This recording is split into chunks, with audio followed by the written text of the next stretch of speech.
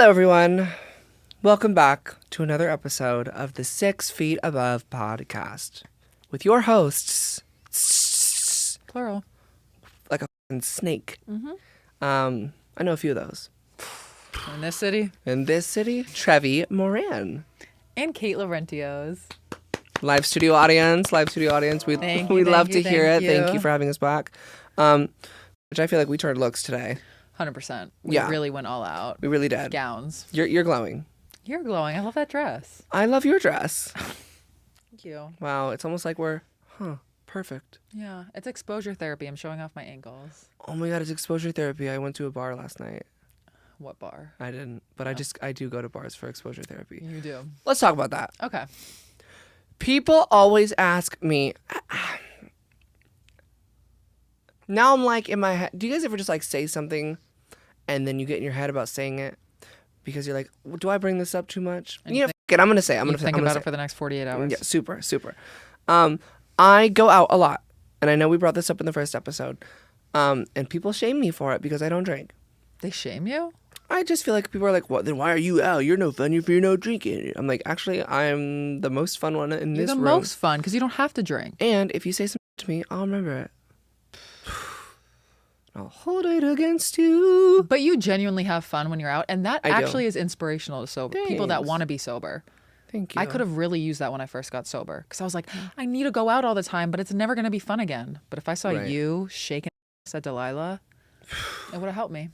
I love you. Well, now we can... Oh, I think my necklace is hiding. I do feel like it is good for me to still constantly be around alcohol. And now hear me out. Explain, please. I have a lot of things that I fear in this life, and I do not want to add another one to that list. So I want to be cool. I want to be civil with alcohol. I want to be able to be in the same room with it and not feel afraid or pressured or feel like it consumes everything around me. Because let's be honest, like it did at one point. Mm-hmm. So for me to walk into Barney's Beanery or Delilah or a fucking club like Poppy or like Hyde, for example, I'm just naming clubs. But for me to be able to step into those environments again and repaint them, I repaint the picture in my head because I have an old idea of them. I have an old version where I'm spilling, powder on the floor. Yep. And ruining everyone's night. I'm ruining everyone's night, including my own. Don't know how I got in this Uber. Now when I go back, dressed to the nines. Glam on 10. Why am I dressed to the nines? Why is that a thing? We're dressed to the 10s. 100%. Dressed to the 10s, glam on 10. Remembering everything. And just being so poised and meeting the people and talking to the people and finding the people that are actually there to have a good time and not just black out. Because when you're sober, it's easy to differentiate who's there to like throw the night away and who's there to just like hang out, have a good time. Have you tell the noticed though when you stop drinking how many people don't black out? It's terrifying. Oh my God, someone finally brought this up. And her name is Kate Laurentios. So embarrassed. I'm like, wow, everyone saw me be a path of destruction. So many people can have a few drinks. I thought everyone was blacking out. I thought everyone was blacked out with me. So are you at a point where you can just go and you don't even think about alcohol? I don't know how I trained my brain, and I can't predict the future, right? I don't want to say I'll never relapse because I don't know that. It's the goal, but I don't know the future. But as of now and as of the past 2 years, it's kind of in this locked box within my psychology that's like, this isn't an option. Yes, same. Because I've given myself the chances and I've given myself the benefit of the doubt where I'm like, you know what, maybe these recovery places are wrong and maybe my therapist is wrong. And, if I just had a little bit of self-discipline, I can really moderate this. Every time I would try again, I would just like fall down even harder. Did you try only drinking beer? And wine, yeah. Yeah. Beer and wine. Oh my God, worst hangover. I tried to keep life. my BAC below 0.8 for the 24 hours. Like, try to masturbate before you go out. Masturbate before I go out? Wait, what? Did you say that? No. I thought that was a thing that people try to do to not black out. To masturbate? Yeah. I've never heard of that. I guess that was just me. Well, Anyways, I don't think we should throw that away. What did you mean by that? I just, in my mind, I was like, okay, I won't black out tonight if I do that or if I work out really hard. Because I'll just like exert all that energy into that. Right. And then I won't black out. It made sense in my head at the time. Did it work? No. Because now we're sitting here. Because now we're sitting here sober and with fissures. With fissures. God, we're such winners. I know. I love it. Thriving. Okay, so it's not an option for you when you go out. It's just not an option. Mm-hmm. Do you like to go out? Like, what's your... I will go out once a month with you, and I'll do this dance. She does this dance everywhere. I don't like going out as much because I don't know. It's just not as fun for me anymore. Yeah. But I mean, it all gets to that point. I like going to dinner with you in like a classy little lounge. I love a lounge. What are we doing? Should we do off our chest? I have a brief off my chest. Oh my God, please. So I'm going to pick up my medications, my psychiatric medications. I think I'm pretty open about that. I don't take antipsychotics. Have you ever tried Abilify? No. Abilify was the scariest drug I've ever been on. Why? Just because it made me feel like a zombie. They gave it to me in like the one treatment center, and I was like, oh my God, I don't know what's going on, but I love it. Good for you. No, I didn't love it. Like, it was like weird. Okay. Anyway, so I'm going to pick up my psychiatric medication, just like kind of the basic like non-narcotic anxiety medications, and then my SSRIs. Me just spilling on my tea. So I'm at CVS, and I live next to a CVS now, so I can walk to a CVS. I love that. I love it. I can go get my setting spray, a new concealer if I need to, some Celsius, Preparation H, and my meds, maybe a frozen snack, and beat it. And fucking beat it. I go to pick up, the scroll. They're like, Trevi, so... It goes down to the ground. She looks at me, she types. She looks at me, she types. She goes and talks to the pharmacist. I'm like, I do this every month. What are we doing here? Is this like musical chairs? I don't understand. And she comes back to me with some bogus total of like $145. $145. Usually? $2. What? Yeah, with insurance. She said, she looks at me, she goes, oh, I forgot to tell you, CVS and the name of my insurance, very, very common insurance, by the way. Like, a lot of people have this insurance. She goes, we don't partner with that insurance company anymore. They like aren't, they don't work together. I Google it on the spot. Like yesterday, like 17 articles posted about how CVS cut ties with this very popular insurance company. So I'm like, oh my fucking God. And I'm there. The Walgreens is a mile up the street. I'm already there. So I ended up, I paid for it. Yeah, I'd probably do this. I just was like, I don't, because it would be a $20, because I don't drive. So it'd be a $20 Uber up and then back. I mean, I don't know. I'm probably over exaggerating, but like I now know not to do that again. Someone should have notified you. For sure. So I think I'm just annoyed that like I did that whole excursion. That is annoying. Well, that I didn't do that whole excursion, but I just like they blindsided you. Yeah, they blindsided me. That's like 2 IMG outfits. IMG noticed us. They noticed you. That's another off my chest thing. I think that I'm just so like we could also have happy off our chest. Like, please. Like it's just on my chest. I just want to let it out into the world with so much love. Thank you. IMG finally noticed me after me trying to get their attention for 5 years. I can't believe it took that long. I can because they're exclusive and they're hot, and when they don't respond to everyone, I think that's hot. I think as a brand they know that they're good and they're hot and they're exclusive, and that kind of keeps them hot, right?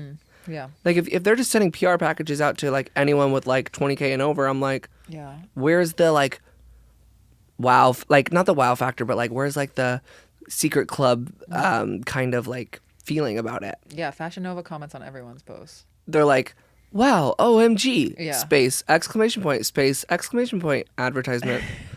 I was so excited when they commented on my post once. Did they? It was like 5 years ago. But anyway, it was definitely ChatGPT, but it was. I got noticed by ChatGPT. So I'm just really happy that they commented on our podcast announcement photo. Me too. So like we're in this together. So I appreciate you Gia, if you're watching this, or anyone from the IMG team, we love you. And if you honestly send us outfits, we will wear them for several episodes. We're not kidding. So should I not talk about what happened to my IMG pants? Go for it. Gia, we want to be completely honest with you as well. Count your days. We are not here to just suck your Things happen. We're going to be real. I've had these leather pants for a while, granted. but I was at a guy's house and I was wearing the leather pants. And let me tell you, IMG, they make your ass look amazing. I'm tired. I'm like, they're right there. That thing right there is not real. Sure you've never been on Abilify? That motherfucker right there is not real. Did you see her on a podcast talk about how she was just... Yes! I don't believe it. Let's just talk about that in a segment. Continue your thing. Continue your... Well, anyways, I'm wearing IMG leather pants. My looks fat. And I'm at a guy's house. And he's like, oh, can you grab that thing for me? And I was like being flirty and jokey. And I was like, yeah, sure. So I turned around and I did like the bend and snap for him, showing him what I got. And the pants ripped down the middle. My whole ass was out. And I don't wear underwear. And it was one of those, it sounds like she breathe. It sounds funny, but it was so embarrassing. Because he was like, oh. And I was like, and then so what was the size of the rip and what was exposed? Everything. Really? It was a really big rip. And I don't know. But you've like, this guy's seen you naked before? No. Oh. So I had to like borrow pants from him. And it was just really embarrassing on all accounts. And I don't know. At least I like shaved my butt that day. Yo, and not enough people talk about that. Full-time job. Don't wear IMG and bend over. Trying to impress a guy. We just asked them for a sponsorship, and here you are saying, don't wear IMG. You're also pointing to the wall saying, listen. Listen, Gia. No, because what's going on? I don't know. We were off last week. We're off next week. We're always off. We just renamed the podcast to like, these bitches are off. And mentally ill. Anyways. Yeah. Let's talk about that statement right there. Okay. It's funny, but I feel like a lot of people say that they're mentally ill as a joke. Oh, yeah. Just like sort of feel like we're in this age where like if you say that kind of stuff online, it gets attention. Or people glorifying their toxicness with relationships and blaming it for them being like mentally ill. Like I don't want to lose touch of what that statement means, right? Like I don't want to lose the importance of how serious this is and how many people are like going through actual real problems that, you know, people who are really deal with mental issues like have gone through. And it's like, oh my God, I wear pink every day. I'm so mentally ill. Yeah, I think it has been lost, the importance of it. There's I think it's just gone. So many things have lost their meaning in the past 5 years. Yeah. And you could say that it's just so many people are now recognizing that they have mental issues. You know, you can always play devil's advocate, but I just makes me a little skeptical. I just don't want to, I don't want people, and I wasn't trying to drag you for using that statement. Like, I know you are sick. I just am kind of like, where did we lose a lot of meaning of a lot of things that should have been really important topics? Like, especially people they're like, OMG KMS. I'm like, what? Yeah. Everyone I know jokes about unaliving themselves. This is dark. I know. How did this get so dark? I don't know, but it's true. It is. It's true. I think we should. Not us, but never. Everyone else. So, you've seen the video of the girl on the plane who goes, that motherfucker right there is not real. What did you think of it? I think she's telling the truth. I think she saw something. You think she saw something? So she did an interview. Like, I kind of do think she saw something. I kind of do too. Really? I do too. Okay. And I've been watching so many conspiracies about this. Oh, really? Tell me. No, like I'm scared to even talk about it. No, please tell me. I love this. It's just like people think that like someone from the government like threatened her to like not say anything, and like some people don't even believe that it was her in the recent interview because they're like someone did an AI face match from the girl from the video and the girl in the interview, like exact facial points, and there's a score, and you can like do this with anyone with a side-by-side picture, and if it's like under a certain score, it means it's not the same person, and it's AI, so it's like it's almost like it's so weird how with some things you can trust a robot more than a person, right? Like because robots get down to the mathematics of facial features, right? Yeah. Unless that got her face done in 1 week, right? So people were like posting this AI thing and it's saying that like it's not the same girl because there was a recent interview basically what I was getting to is that there was a recent interview of her. She was like, I feel really ashamed about it, and I'm not gonna lie, like I think she was really drunk too. Yeah. So she was just saying that it was like a form, like a figure of speech. She was saying it was a figure of speech because she got in an altercation with someone else who's on the plane. So she's like you know how like I'm sometimes like laughing with you. I'm like, you are not real. Like that was unreal. Yeah. But you don't say that when you're sobbing and look terrified for your life. You don't. Absolutely Like not. I would have been like, this is so unacceptable, or that person is a rude bitch, or that like not real. But with the terror in her eyes in that video. But then I think about the shit I would say when I was drunk, and True. I would You say you really have to outlandish separate shit. that. Yeah. I don't know. But it just I believe both. yeah. Did they do that AI on Avril Lavigne? Conspiracies could also be a fun thing that we could talk about on here. Yeah. Okay, I have a lot of questions that I've always wanted to ask Trevi, and I never did because I don't know. We just ham it up and talk about random. But I have some questions about your early days in O2L. Can I ask you? Yes. Okay. Want to explain quickly what it was? For those who don't know. O2L was the first content house in LA. We started in OG Hype House. OG Team 10 House, everything. O2L was a YouTube collab group that I was a part of from 2013 to, I don't even know when we ended. It was 2015 or 2016. It was 2016, I think. I don't know. I mean, I honestly low-key like blacked that whole part out of my life. Were you using during that time? No, I didn't start using until I was like 17, 18. Maybe 16 I started drinking. So you were sober during O2L? Yes, 1000%. And we went on tour twice, and everyone else was drinking, and I just remember being completely sober. Like I would but never do dealing with the worst anxiety I've ever felt in my entire life. Really? But basically what I'm getting at is O2L was a YouTube super group, is what some people would say. And it was 6 people, and every single person had an assigned day of the week to upload a video. So I was Friday, someone was Monday, Tuesday, Wednesday, Thursday, so on and so forth.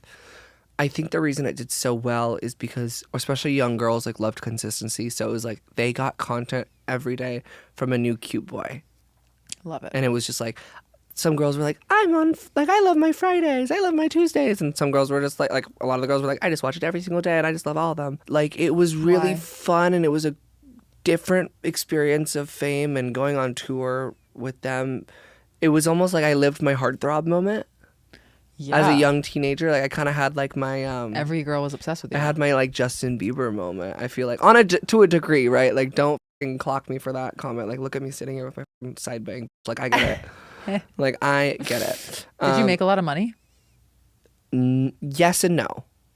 What do you mean? I made money, and it was more than enough money for a 14-year-old. Right. I was scooping. But you look back at this, we all should have made multi-million dollars. We got fucked over by our documentary that's out on Apple, and we got fucked by all the brands that would work with us.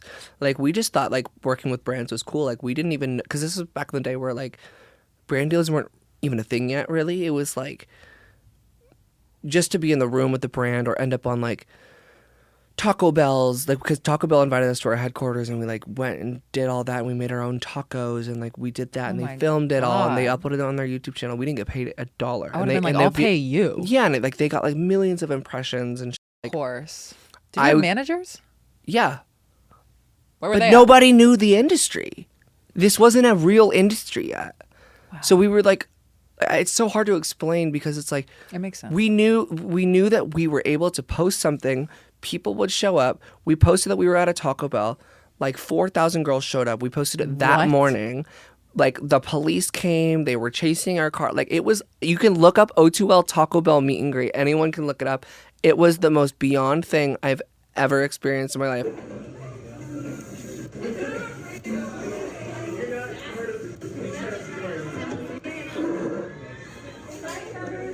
Doing a meet and greet at a Taco Bell. I did not know it was like and that. They held it too. Like, it was right next to the headquarters. So like they had like all the Taco Bell executives there with us, and like we thought that like, and I love Taco Bell. I love them. I think I've said this every episode. I do love them. But it was weird that we never got paid from like certain brands, and it's not even just that one. I think that like it was fun for us, and I don't regret ever doing anything like that with those such brands. But we should have made a lot more money is basically what I'm saying. Yeah. But there wasn't a blueprint, or there wasn't a formula or kind of data to show what normally happens when someone gets famous on the internet. Like there was no revenue. Like revenue just had a big question mark on it. It was like, okay, you make ads on your YouTube videos, and now what? Damn. Now what? Well, do you still talk to the guys in the group? I talked to some. Okay, who's your favorite? I have no one had a falling out. No one hates each other. Why did it end? One person left. We tried to continue on like One Direction style, and then we did it, and then we all kind of got sick of it, and we were like, we want to do our solo. Being in a group is hard. Being in a group. Do you ever regret leaving, or are you glad you did? Glad I did. You know how... I don't know how to explain this. I mean, I do know how to explain this, but I just don't want to like sound like I'm whining, because I'm so forever grateful for the experience. It was really difficult to know that I was trans on the inside and not do anything about it, because I was scared of breaking all these teenage girls' hearts. Right, that's I was such very a scared to different even kind of like... pressure. Because I came out in steps. Like I would have just came out as trans if someone just showed me like, hey, this is okay. And like just I would have came out by the time I was like 15, 16 years old and started my transition then. But I like slowly had this thing of like where I would do it in like steps, where I was like bisexual, then gay, then trans. And like I don't regret that, because it was the safest way for me to do so. Yeah. But I've always known I was a girl since I was 8 years old. And like I said in the first episode, when I got my ass beat at the sushi restaurant. So you never mentioned it to I any never of the mentioned it members? to anyone. I mentioned it to my friend Ricky in O2L. Ricky was the only one in O2L who knew. How did he respond to that? He wanted me to live my life to the fullest, but he understood. And he's from Alabama. Like, he's from like the South, and Ricky, like, it's like sometimes I judge people from the South, but Why? They can't help it. no, just because I think I'm used to certain political views. Oh, you just I'm just used to like preconceived- people from like Middle America or like Bible Belt. Yeah. Right. I'm just used to people like telling me that I'm going to hell, or that I shouldn't do this, or blah blah blah blah blah. So when you hear, So when I hear like one of my best friends who is from there, it's like there's amazing people that come out of these places, and I should be less judgmental. Is basically what I was saying. But yeah, it was really hard to be in a boy group and feel like I didn't belong there, because you can go up, you can go back and watch those videos, and there's something off about me. I was watching them today. There's something different about me this. than the rest of the boys. I always had my like, Yes. not saying that me having my legs crossed means I can already hear the fucking comments in my head. Shut up! I feel like HRH collection. Shut up! Yeah.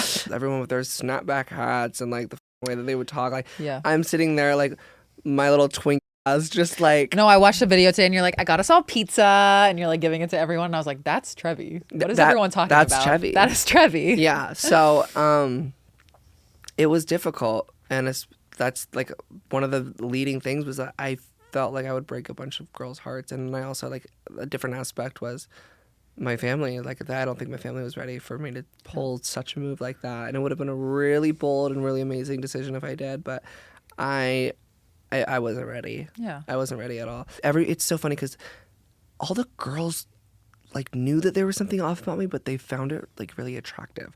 Like they would call me queen, and they would call me, they're like, slay Trevi, slay. Like they loved it. But it was like they thought I was some like metrosexual, like, well, you want to know something really, really, really, really, really insane? Please. And I love all of you. I'm talking about you. Most of the girls who were like, I don't want to say most of the girls, that's crazy, but a lot of the girls who were purely like Trevi fans or like Trevi girls out of O2L all ended up being in the LGBT community in some way, shape, or form. When I meet people on the street or like do a meet and greet, there is so many trans people and gay people and bisexual people, all sorts of people that have different ways of expressing themselves. And I think that they saw a bit of themselves in me. So it kind of came full circle because we both were like, I was like, I don't give a what anyone thinks. I'm going to go live my truth. And then they did it as well. And then we all came back around and we're full circle. Do they say that you inspired them to do that? Yeah. And how does that feel? Are you like, that's great? Or I you're don't, just like, a lot what? of times I don't believe it when it's text, but then when someone tells me in real life. Have they ever been like sobbing? Yeah. You're like, thanks. No, I try to feel the moment. No, I know. I would just be so, I'd be like, yeah. whoa. It's like, it's an honor. But it's so, I don't view myself as this absolute fucking game changer icon. I think that I could fucking do it one day. I don't think I'm there yet. You are to me. I love you.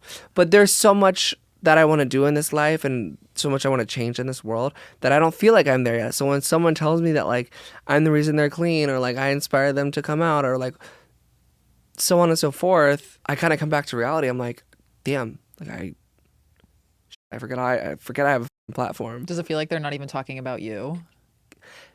It's I don't know. Yeah. It's almost because I'm not fake. Like when I'm here talking on the podcast and when I'm doing videos, like it is me. It's not a version this is of Trevi. me. It's a weird dissociative separation. Yeah. I don't know. Okay. Who is your favorite and least favorite in O2L? Will you tell me? I'm really not. I'm not answering it like this to avoid conflict. I truly loved everyone in their own way. It's kind of like asking a mother which kid they love. I just think everyone had their own unique friendship with me. I will forever be grateful for Ricky, though. I love that. Yeah, he helped me through a lot of hard stuff. I always felt like in the thick of things, I could always go to him and be 100% honest about how I felt. And I think and I hope he feels the same way for me. That was very beautiful. Thank to you. hear. Thank you. Yeah. I was going to ask some silly up questions, but that was just not the moment for it. Thank you for sharing that with us. Thank you. Yeah. I was doing my makeup before I came here, and I was doing my mascara, and you know how you like lift, like you open your mouth. You always open your mouth, yeah. Yeah, and you lift your eyebrows up. Yeah. I was like, I saw that my forehead was starting to have wrinkles again, and I was like, damn, guess it's time for a refill. Okay, how much is Botox? It could be range from $7 to $10 a unit. You can get around, on average, it's like 40 to 60, 40 to 70 units. Okay. So do the math. I don't know. A few $100s. Okay. Good chunk of change. And I love it. Have you ever gotten work done? I've never gotten work done. Really? People are going to be like, well, do it. No. You can if you want to. I'd take you. I mean, no, I totally could. I feel like it's because my mom has never gotten work done and she always told me, just embrace the natural face you got. Right. And I just haven't felt the need to do it yet. Maybe I'll do it one day. Yeah. But there's so much pressure to get work done. Since moving to LA. My moment again. Yeah. Yeah. I feel a lot of pressure to get like the lift. No, and when I go like this now, I notice that there are wrinkles when I do that. And I'm like, I never noticed that before until I moved here. Yeah. Do you feel pressure? I don't feel pressure. I just like it. So when it's like starts to go away, I'm like, I want it back. Absolutely. I want it back. And I don't think that there should be a stigma behind that. Like I know that a lot of people overdo it with their lips and some people overdo it with the filler. And I think that like that's its own separate issue. Like, because you kind of get used to your face and then you realize that like you don't realize that you already had the filler, so you like pile on top of it. Like people are addicted to plastic surgery and fillers, and it's 100%. Just like it's just the truth, especially about LA in general. I don't feel pressure to do it, but it makes my insides feel better when I customize the outside and vice versa. That's great. It makes I know that I present myself better hygiene wise, taking care of myself, my exterior, when I'm taking care of my inside. I think it goes both ways. You take care of your inside, it takes care of your outside for you. You take care of your outside, it takes care of your heart and like your emotions and your well-being. Like at least that's how it works for me. Does that make sense? Yeah. That we've talked about this, how like a nice spray tan and a good face of makeup really improves inside, outside, Oh my mood, God. everything. And fresh set. Oh, Don't gotta tell me twice. absolutely. Those daggers. Those Yeah, daggers. I think there's so much talk about it that it makes me want to take my head off and remove it. They're like, it's not empowering. It is empowering. Do that. And I'm like, how about everyone just shuts the f- up Oh and my you God, just do what you imagine. want? I can't imagine because they're like, you're doing it for a man, a man's like wants and needs. And it's like, nobody knows. I don't know. Like, I don't even want to think about it too much. Like the system and the society that we live in, there's so much pressure all the time. And now we're going to add shame to doing something that makes you feel good about yourself. I'm just like, can we just, Yeah. I always go back and forth. I'm like, is it empowering? Is it not? Is it? And I'm like, how about It's whatever you want it to be. we just do whatever the f- we want? Yeah. Wouldn't that be crazy? Wouldn't that be crazy? And then we didn't judge anyone for it. That would be bonkers. Imagine everyone living their own lives. I can't. I will say, Tell me. when people are talking about you means you're doing something right. I So love that. I know that this whole world is new to you. Absolutely. There is more nice comments than bad comments, and people Yeah. love you. And even if they are bad comments, it is an anonymous motherfucker behind a screen. Yes, I'm talking to you. Good PR is, or what is it? Bad PR is PR. Any press is good. Any press. price is good press. Holy f***, I'm brain dead. But yeah, so you're definitely doing something right. When we decided to do this, I was like, I'm just the co-host. Like, no one's even gonna notice me at all. And like, You're in the whole but thing. obviously, you have the spotlight, and like most people are there for Trevi, which I love. I was like, I want to be the co-host. I just want to be like, you know. But I bring cute you little here because joke here and I there. brought you here because I No. believe in you and know I you love do. you and I want just- people to know your name everywhere because you're so funny and you brought so much value to my life. So I'm gonna say that's my gratitude. You're the realest I know. You brought so much value to my life. Oh. Truthfully, I feel like every gratitude we're just saying. How I know grateful- how much we but I love mean each other. it. Did I cut you off? I said my piece. Okay.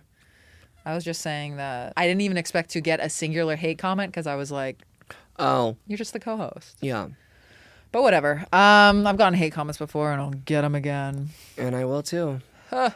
All right, let's close off the last segment with some Please. gratitude. What are you Okay. grateful for? I am grateful for. I'm gonna try not to say you because I say it every time, even though we all know I'm You, grateful for you. you. I'm grateful for my 2 roommates. Oh, I love them. They love you so much. Do they? Yes, they Okay, do. good. I know Do that they? you question it, but they fucking love you. Every yeah. one of my friends that's met you love you. Yeah, I just love living with them. I can't imagine not living with them. Yeah, and they're also comedians too, so Yeah, they're like stand-up comedians. we should I get to could that never. point. Let's get to that point. Would you ever do that? Yeah, of course. I do I it know, with you. that's right. Okay, your turn. I'm grateful for we're slaying this new hairstyle. Trying new things. I'm grateful for trying new things.